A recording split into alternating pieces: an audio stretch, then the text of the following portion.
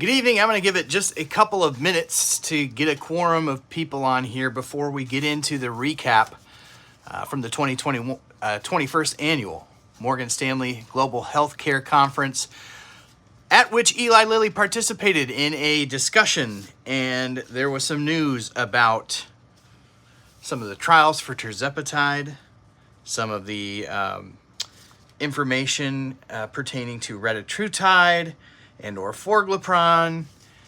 Not a ton of breaking news, but there was some news that I think is worth covering. So if you're just getting in here and just joining tonight, hit that like, hit that bell, hit that sub before we get into the recap, just so that we can tell the internet, the interwebs, that these videos are worth watching. So thank you for being here. Hit that like, hit that bell, hit that sub. I'm Dave Knapp, man on the Mounjaro. That's why I'm here. You are on the pen. That's why you're here. And we are all here to learn a little bit more about today, about the Morgan Stanley Global Healthcare Summit and what Eli Lilly had to say at that summit. So we're going to get into it. I got my note cards here. I listened so you don't have to, and my goal is to make this much shorter than the half an hour it took to listen through this discussion. So the discussion today took place between Morgan Stanley and Dan Skovronski, who is an executive. Hey, Terrence, welcome to the stream. And he was kind of pressed a little bit on a number of things about Eli Lilly, but what you know if you follow this channel, what we're concerned about is more the diabetes and the obesity information part of it. So we're going to cover that. Again, before we do, hit that like, hit that bell, hit that sub so that you get all the notifications for all these videos. Thank you for those who are members of the channel. You can become a member by clicking the link in the description of the video. That gives back to the channel. And thank you for those who are giving super chats. That's always appreciated but never expected as well. So thank you very much. When we started talking about, when they got into talking about Mounjaro, one of the things that I found interesting, and it just kind of a salesy way, hey, welcome BJ, Kelly, Yvonne, Lil Chi, and Terrence. One of the ways that this Eli Lilly rep kind of couched Lilly's contribution to obesity medicine was that, and this, I'd never heard it said this way, so this is really interesting. Eli Lilly was the first company to come out with a weekly GLP-1 injectable. As you know, there were others before it, but those were dailies. Where am I from? That's a really good question. It's a really good question. Go Hawks. And so it was the first company, Eli Lilly was the first company to come out with a weekly GLP-1 injection with Trulicity. They were the first to come out with a co-agonist, meaning a GLP-1 plus another receptor agonist in the GIP receptors in Mounjaro. And they will be the first, more than likely, to come out with a triple agonist in Retatrutide, which will be the GLP-1, GIP, and glucagon agonist. And so there was some information, a little bit of information on Retatrutide. We'll get there. But I just thought that was an interesting thing for them to bring up, that Lilly has been really generating some groundbreaking assets in the GLP-1 space, even though they may not have been the first to the game. So they talked about some of the phase 3 trials for Tirzepatide, and so there's two really important trials that have advanced to phase 3. The main one of them has to do with liver, the proper functioning of your liver. But the other one is about obstructive sleep apnea, and this one is really interesting to me because obstructive sleep apnea, if it gets an indication, a separate indication for sleep apnea, which he kind of skirted around giving a definitive answer on that, but I think it will be, because I think you're looking at a first of its kind medication that could receive an indication for the treatment of sleep apnea. There's no medicine that you can take for sleep apnea. Now, he did highlight, and we've talked about this on the channel, that it's likely that the sleep apnea improvement is going to be as a result of the weight loss. So that may be a hint as to whether there's a separate indication for it or not. But I think that could be a really, really interesting additional indication. And another thing to get, people a backdoor way into Mounjaro if they don't necessarily have obesity coverage or if they're not diabetic in the future. So yeah, AO says, I need that underhanded sleep apnea designation over here. That's awesome. NASH trials are going into phase 2 trials for chronic kidney disease. So there's some really, really interesting things. We talk a lot about on this channel, all the good news coming out with the semaglutide studies when we talk about heart health and semaglutide in some of the recent select trial top-line data. We've talked about the recent, just yesterday, I believe I did a video on the really, really great news for semaglutide that's come out about treating type 1 diabetes. So the thing is, semaglutide's been around for a lot longer than Mounjaro has, than Tirzepatide has. Tirzepatide only having been approved now for since June of last year. You know, about a year and a half-ish. But you've got Ozempic that's been on the market for several years now. So you've got some studies coming out about semaglutide. It'll be really interesting to see these trials come out about Tirzepatide. So awesome things in the, you know, kind of coming down the pike from Eli Lilly in the Tirzepatide trials.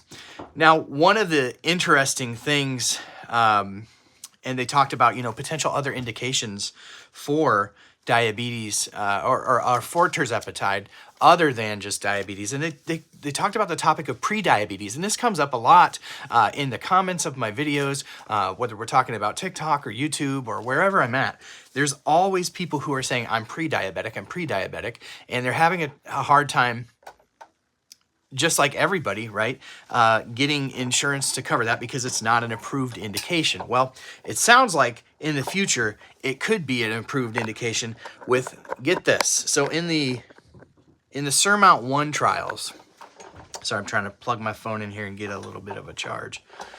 In the SURMOUNT-1 trials, they said something like 60, it was either 60 or 65% of the folks in that trial were pre-diabetic, had pre-diabetic numbers. And at the end of the study, 95% of those people had reversed their pre-diabetes on Tirzepatide. So you're talking about some really compelling clinical data that already is out there from the SURMOUNT-1 trial. So if you are somebody who is on Mounjaro or who has taken it for prediabetes and your insurance is no longer covering it, that would be a compelling piece of data to have your doctor include in some sort of exclusion letter to your insurance company to hopefully get you back on the moon. How we all doing? Everybody doing good tonight? If you're here and you're new in the chat, put an N next to your name. Let me know that you're new. I would love to welcome you by name. AO, welcome. Governor 393, welcome. Lil Chi, thanks for being here. Prediabetes is serious, and I've always said since the beginning of my video making here on YouTube, is I've said from the beginning, people deserve a chance to not become diabetic, right? To not become type 2 diabetic. And so I really hope that little tidbit of information helps somebody out there make that case with their insurance company to get that approval for the Mounjaro. So they talked a little bit about adherence too. So this is, jargon that they use in the industry for basically people staying on the medication. It was really interesting to hear him say that he thought over the long haul that people with obesity on Tirzepatide would actually adhere to the medication better than type 2 diabetics. Now, I didn't really track with his rationale. He was saying that because he thinks what people will find is as soon as they hit their goal weight, and they go off the medication, that there's such a high number of people who regain the weight that he just thinks that people who are on it for obesity will be on it longer. Now, I would tend to think just in my own brain that people who are type 2 diabetic would be on it longer term because it would control their diabetes. But he was saying because people can actually physically see a change in their body weight, that physical change would help them to stick to staying on the medication. So obviously this is an investor, this is Morgan Stanley. So, you got a lot of investors that just want to know investor-y things like, are people going to be on this medication long-term? What does that mean for the long-term profitability of Eli Lilly, who hit another all-time high on their stock just yesterday? It was either yesterday or today, which is just an interesting little tidbit. So Retatrutide, I think one of the interesting things about Retatrutide is, and I have mentioned this on the channel before, but if you haven't caught that video before. It's really interesting to know that with retatrutide, they are farther along in the phase 3 clinical trials with the obesity indication than they are with the type 2 diabetes indication. So with the phase 3 for obesity already going on, and then the phase 3 of the type 2 diabetes not even started yet, but the start of that trial will be nearing here soon.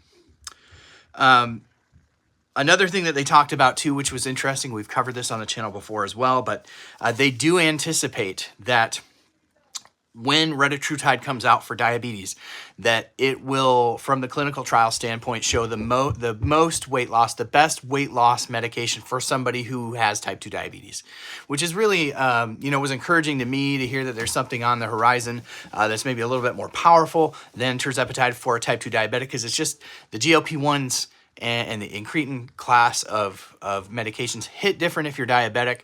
That's why you'll see people who are diabetic being much slower losers on these medications, and that plays out through the clinical trial. So having another one that will be, hopefully the best in class. Now, they do say that they do not anticipate that retatrutide will be as good at controlling blood sugars as Mounjaro, but it'll be similar to other incretins on the market. So sounds like tirzepatide will remain the king of the hill from the A1C standpoint, but I don't think retatrutide is going to be that far behind it.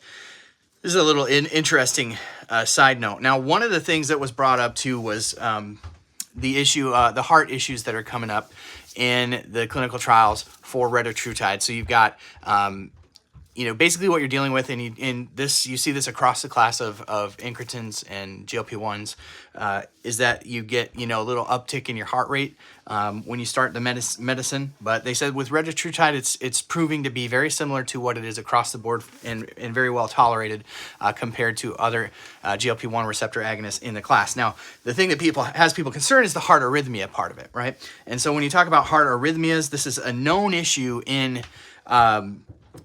medications that are glucagon agonists, which is, what basically retatrutide adds on top of the GLP-1 and the GIP that Mounjaro has, is this glucagon component receptor agonism.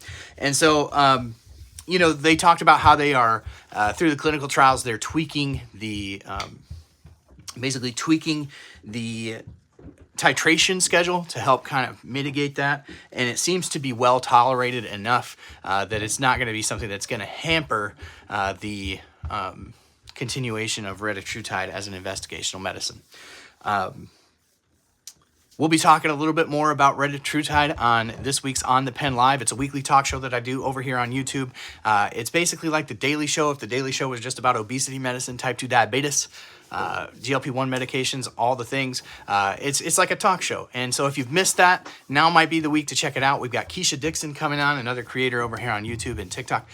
She's going to tell us about her transition from Mounjaro to Wegovy, and share some of her insights as a nurse and as a patient as well. So we're excited for that, but we're going to be talking a little bit more about retatrutide, and something that came up today on my newsfeed that I did a little investigating in it. It's very, very interesting and something that everybody needs to be aware of and looking out for, but we will be talking about that on the Pen Live Thursday night at 9 p.m. Central. So make sure that you hit that bell, and hit that sub so you get all the notifications so that you never miss a show. Hey, if you're here and you're enjoying this information, please hit that like button. That will really help kind of perpetuate this video out into the internet world. So thank you for those who have already hit the like button, and I appreciate those of you who are doing that even as we speak. I appreciate you. Thank you. Thank you. Thank you.